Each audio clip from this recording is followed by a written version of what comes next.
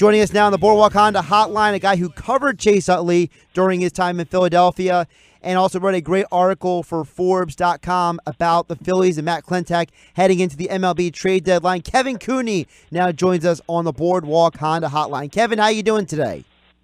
Hi, Josh. How are you? Doing good. So before we actually get into your article and your thoughts on the Phillies heading into the trade deadline, I want to get your thoughts on Chase Utley. This is the guy who announced that he's going to retire at the end of the year. Major catalyst for the Phillies' 2008 World Championship team. I just want to get your overall thoughts on Chase Utley's career and your perspective on him.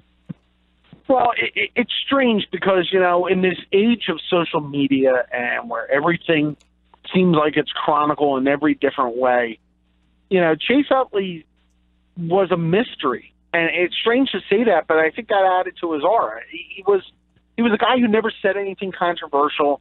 He never got the fans upset with him because all he did was give 1,000% effort out on the field. He, you know, played the way that everyone, whoever sat in the stands, thinks they would play if they were given the opportunity. And then off the field, you know, really we didn't know much about Chase. He was quiet. He never really seemed to enjoy talking to the media. You know, he never was on, again, Twitter or Instagram or whatever until recently. And I think that, you know, that aura, I mean, I've been trying to come up with a comparison, and, you know, Brian Dawkins, I think, is close. But that's about it in Philadelphia history. I mean, you know, Iverson had his detractors. You know, somebody who was universally beloved. You know, you could go back to the Rich Ashburn and Bernie Parent days, you know, back, you know, when our parents and grandparents were growing up. But Chase is as close as it's gotten to that level of adulation since then. We know that Chase Utley currently is top 20 in baseball history among second basemen in doubles, home runs, and RBI. Do you think Chase Utley has a good case for the Hall of Fame? You know, it's funny. I actually wrote about this for Forbes, which is up now. I'll give a cheap plug there. You know, his WAR numbers are right there. I mean, if you look at his case to be in, it's mainly relying on advanced analytics. And that 5-year period from 05 to 09, those 5 seasons, where he was as good as anybody. I mean, in the history of the game. But it's almost a little bit like Don Mattingly.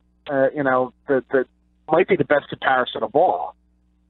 You know, the bigger question in my mind is, and this sounds strange, the Phillies have this unofficial policy about, you know, whether or not you get your number retired, but based on whether you know, it just seems to have worked out. The 5 numbers that are retired, you know, with Bunning and Ashburn and Robertson, Schmidt, and Carlton are all Hall of Famers. And I think, you know, I think Chase is going to fall a little short. His traditional numbers, he's not going to get to 2,000 hits.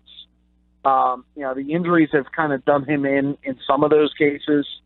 But it's going to be interesting to me to see whether they retire his number and Jimmy Rollins, kind of in the same category, because I think Jimmy's Hall of Fame case may actually be a little stronger based on position, but I don't know if he'll get in either because 75% is such a large threshold to clear. Let's transition over to the current Phillies, Kevin. The rumors are starting to come out everywhere about who the Phillies could or couldn't be interested in. John Morosi reported today that the Phillies are among 2 teams targeting Adam Jones of the Orioles. Adam Jones has a no-trade rights in his contract. Do you think Adam Jones will be a good target for this Phillies team?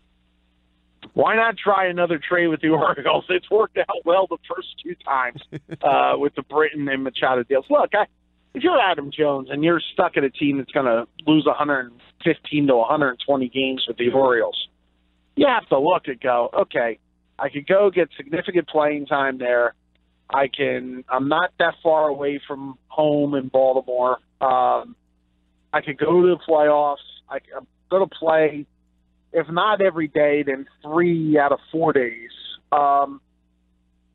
It makes sense, and I don't think the price tag will be too much for the Phillies. And more importantly, it would slide Nick Williams back to kind of a bench role. They need a bench piece big time. The trade, it makes sense on the surface, but as we've learned, until something is done on paper, all these talks are great, but it only matters when you get to the finish line, and that's exactly where we're at right now. Just 6 days away from the deadline. I will say this, in first place, they have so many deficiency areas that I wonder, how do you patch them all, or do you just patch the ones that you feel like are like the most urgent? For example, do you patch starting pitching with the idea that maybe you slide a Velasquez or a Pivetta back to the bullpen? Do you patch the lineup? Do you try to find a defensive specialist, especially behind the plate, because defensively this team is awful. At some point, if they're going to make a run here, some of this stuff cleared up. And that's why I wonder what the move's going to be, because I don't know if there's a quick fix answer here. Now, Kevin, when you look at what they're trying to do at this trade deadline, we know the Phillies cannot stand pat. They have to do something, especially since they're in a division race and they're currently on top of that division at the moment. But do you see any of these moves that they could possibly make? Maybe if they get an Adam Jones, maybe if they go after and bring back Cole Hamels and or J.A. Happ. I mean, any of these guys, do you see these as moves just solely for the stretch run and the postseason only, or do you actually see them making some sort of move that could set them up for the long haul as well as this season? Well, I think any move is going to be done for the immediacy of the moment. I mean, if you're going to go pick up Hamels or Jones or Happ, they have some options, but I think Hamels has an option. Happ, I think, could be a free agent. I don't have the stuff right in front of me. Jones, I know, could be a free agent. Look, if that's the move, that it's a short-term play. You're doing it for now. There's no long-term answer here.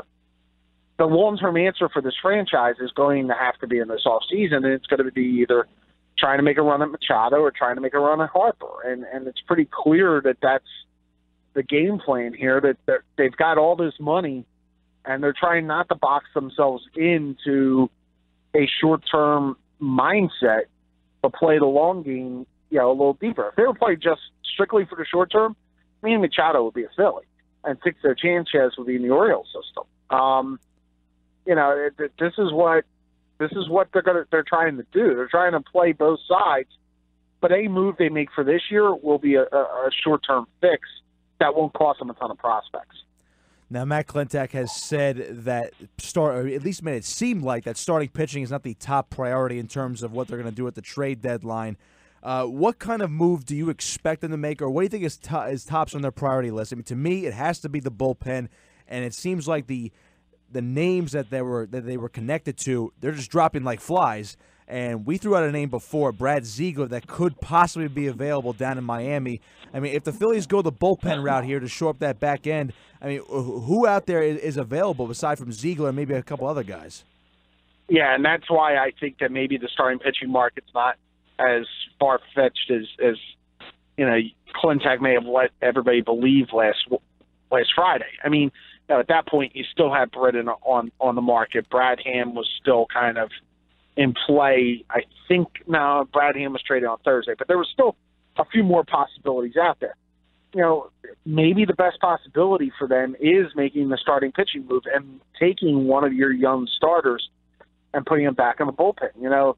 Vince Velasquez is going to hit an innings limit here. He's only thrown 131 innings in a major league career once, and he only had 75 last year. He's at about 102, I believe, now. At some point here, are you going to really extend him out and try to go 160, 170 and leave him as a starter? That comes with a lot of risk. If you put him back in the bullpen and you get another starting pitcher, if you decide to move, Pivetta back to the bullpen, or if you decide to move, Velasquez back to the bullpen, it probably solidifies both ends. That's why I think that the starting pitching move is probably the one I would make at this point, because you're right. I don't think that Brad Ziegler is okay, but Brad Ziegler is not going to be a cure-all for that entire back end of the bullpen. And I should point out, their bullpen in July has been really good, even with the little stutter that they had on Monday night. Talking with Kevin Cooney. You can follow him on Twitter at Kevin Cooney. Kevin, if they're going to make a move, and it seems like they will make a move, we just don't know what it is yet, as we keep saying. But hypothetically, if they traded for a guy like Adam Jones, I mean, do you see the Phillies stopping at basically one move just to kind of tweak the lineup a little bit, or maybe tweak their rotation a little bit? Or do you see them making multiple moves here as they gear up to try to win this division and gear up for a postseason run? Well, and that's the thing, like, and what I mentioned in the article the other day is it's the little moves that win you, World Series and division titles and all this. I mean, you look at Pat Gillick and you look at Ed Wade. Ed Wade made a lot of those reliever moves that didn't work out, even though at the time when he made them in the early 2000s, you thought, this makes sense. Turk Wendell, Dennis Cook, Mike Williams. You think, okay, these are good, solid, guys who had experience and who had, been down this road. It didn't work, and Ed Wade got fired. Pat Gillick went out and got a Jamie Moyer, after the July 31st trade deadline. You got Matt Stairs, you got J.C. Romero. All those little moves are the ones that add up. What I think Matt Klentak's going to focus on is, I think he has to get one arm, and he probably has to get at least one, maybe two bats. One for the bench, and probably one to stick in the lineup. This team has done really well, given the fact that they were, at least entering the week, in the bottom third of the National League in runs scored. This is not normally the way you go into a 13 over 500 and have the lead on July 25th. This is not usually the formula. They've been blessed with great starting pitching. They need right now to find another couple bats and one more arm. And this National League, guys, is wide open. The Cubs shouldn't scare you. The Dodgers shouldn't scare you. The Phillies are right there, and I would even throw the Braves in there too. You take all these teams, you throw them in a hat, and see what happens in October. Speaking of pitching, Kevin, I have been advocating for a while now that I think the guy the Phillies should go out and get to add to that starting rotation and maybe kick a guy like Velasquez to the bullpen is Cole Hamels. And everyone keeps telling me, Josh, he's not having a great year. But when you look at the numbers, when he's away from Arlington, he's got a 2.93 ERA. When he's in Arlington, he has a 6.41 ERA. And I remember talking to Brett Myers over the weekend, and he said, look, people don't understand that ball flies in that ballpark because of that heat and humidity more than anywhere else. Even Brett said that he had pitched. Kevin, I really think that if you take Cole out of Texas and put him back in Philadelphia, I'm not saying he's going to be an ace pitcher, but I think if you have Aaron Nola 1, Jake Arrieta 2, Cole Hamels looks like a great number 3 for this rotation heading down the stretch. And also a left-hander, which this club hasn't really had since Hamels left. I mean, that's the other part of this. Mm-hmm.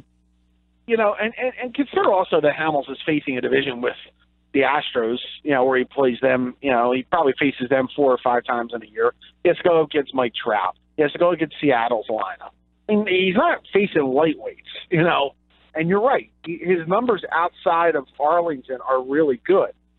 If you're asking me which one I would prefer, J. Happ or Cole Hamels, I'm going to say J. Happ. J. Happ has probably pitched on the better team, had a better year, and ultimately, he goes up against the Yankees and the Red Sox every year, and he seemed to have handled it well. Hamels seems to have pitched better in games. For Cole Hamels pitches better on teams that are good. He's a little bit of a front runner in that sense. He's never going to be that guy that leads from behind, if you will.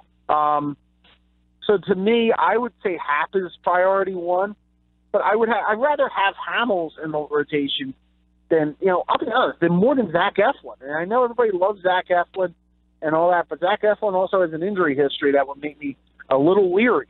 Vince Velasquez is being very good, but I'd rather have Velasquez in the bullpen and Hamels in the rotation. Or same with Pivetta.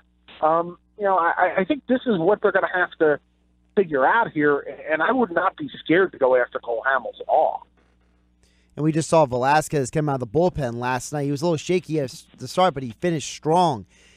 Another guy that I was wondering if the Phillies should target, Kevin, is a catcher, because these pass balls between Knapp and Alfaro are getting exasperating. Should the Phillies consider targeting maybe a Ramos for the Rays, or some guy to get in and bring in a catcher who can hit a little bit, who could be more short-handed as a defender? It was funny. The name that came to my mind was A.J. Ellis. over the weekend. Look, he's not going to be an everyday guy. He's not going to be a big bat in your lineup. But A.J. Ellis could catch a baseball. It's baffling to me that these guys. And look, Alfaro has a great arm. I mean, it's one of the better arms you'll see on a catcher ever, which makes his inability to move side to side to catch the ball that's in the dirt or not in the dirt a little concerning. I would not go for the Ramos type. I would go a little more of a career backup kind of deal and go down that road. One, it's not going to cost you anything, prospect-wise. Two, it gives you a little more wiggle room on your bench. And three, again, they're at a point right now. You have two young catchers.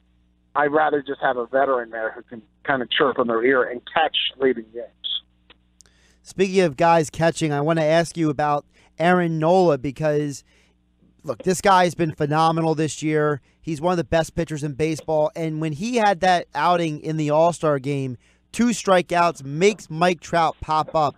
To me, I just don't think that I don't think enough people nationally and locally are noticing how good he is. Because look, it's Negadelphia, right? People focus more on the negatives than the positives with this team. But Aaron Nola, if it's not for him, this team may not be at the place they're at all. And you see what he's done all year. It's just been at such an elite level. Yeah, I hate to disagree with your premise of the question, but if the Cy Young voting was done today, Aaron Nola's a top 3, top 4 guy in the National League. Max Scherzer is probably going to be number 1. Right. Maybe the guy from Atlanta is 2. But I mean, look, there's no doubt in my mind that Aaron Nola is a top 5 guy, and so I'm not sure that around here, because nobody kind of believed in this team. And look, I'm on record. I said 83, 84 wins. I thought I was being overly optimistic. Nobody believed in this team. It was an area that, quite honestly, was distracted by the Super Bowl for months. It was an area distracted by the Sixers for months. People are just starting to warm up as Eagle training camp is getting going. I think people understand that you have at least a franchise piece with Nola in your rotation. And I think that appreciation of really this whole group is starting to come around because of the fact that they battle and they fight, and they're probably A, they're well ahead of their curve, and B, they're probably playing way above their heads at this point. Now, Kevin, as they adjust for the postseason now and they get into this stretch run, we just mentioned Nola and how at the level he is pitching at the moment. When you look at the rest of the rotation, I know we mentioned there's a possibility they add a Hamels or a Happ and they try to get a starter to shore up the rotation for the playoffs. But it seemed like Jake Arrieta found his footing again. I know it's only one start, but he had a good start today. I mean, do you think he's arguably the biggest key for this team to have success down the stretch and then in the postseason? Well, when you look at it with them needing a veteran starter to go along with it, too. I mean, they're going to need another starter in here. But you need Arrieta to be the guy who shows the way. I memean, look, he's pitched in the playoffs the last 3 years. He's a former Cy Young winner. He's got to be the guy who, if they should get to October, or even if they get to mid-September, and that final week, those final 10 days, they're going to see the Braves 7 times. He's going to have to be the guy who pulls some of these young guys aside because, look, their eyes are going to become wide as saucers. You don't go through this without getting a little bit of an awe factor in you. When you're going for that final month and you're in contention for the first time, he's the guy who's going to have to settle him down because there's not a lot of guys in that clubhouse. Carlos Santana on the other side, among the hitters, is going to have to do the same thing. When you get to September baseball, it's a different animal. When everything's on the line, that's where you're going to need Arrieta to be kind of the ace that they're hoping they projected him to be. He's been real inconsistent. It was nice to see him actually have a decent outing today after kind of struggling on Friday night out of the All-Star break. They need him to be a stabilizing presence. That's the biggest role for him coming down the stretch. Now, we mentioned the starting pitching. Once again, I'll leave you here with this one. If they get, hypothetically, if they get a Cole Hamels, I mean, you could see a Nola, Hamels, Arrieta, 1, 2, 3, trotting them out. Are you confident, and I asked Josh this before too, are you confident in Velasquez in the bullpen as far as, maybe it's a game 3 in the division series and they need an inning and a half or two innings out of Velasquez? Are you confident that he could be one of those guys out of the bullpen just to throw some gas and get some guys out and get to the closer in the 9th inning? Well, the one thing Vince Velasquez has done is fill that role when he was at the Astros in 2015. When the Astros got back to the playoffs for the first time right before Velasquez got traded here. He was in that mix again in that series against Kansas City. That's a tough question to answer, guys, because you have to see who the opponent is. You have to see if you're on the road or at home. There's so many different scenarios at play. Even down to, this sounds strange, who's the home plate umpire? How tight is he calling a strike zone? We've seen in the past Velasquez get rattled. Now, my caveat on that is, you look at Vince Velasquez now, and he's handling things a lot better. He doesn't seem to get rattled by one bad inning or one bad pitch. He doesn't seem to get completely into, I got to strike everybody out. He has a better tempo. His pitch counts down. All those things, in my mind, make him more likely to succeed if he was put into that spot. He won't get as emotionally tied up and jacked up. And when you get jacked up as a pitcher, that's when you can get into problems. I think he handles stuff a little better at this point going forward. You can follow him on Twitter at Kevin Cooney. He joined us today on the Boardwalk Honda Hotline. You can check out all of his Forbes pieces. He's posted it all on his timeline. Great stuff about Matt Klentak and the Phillies heading to the trade deadline. Also, Kevin mentioned his article about Chase Utley and the 2008 Phillies. Should they retire the numbers? Do they go around that little unspoken rule they have? All that stuff on Forbes.com. Kevin, appreciate your time on a Wednesday, and keep up the great work with the articles. Thanks, guys. Appreciate it.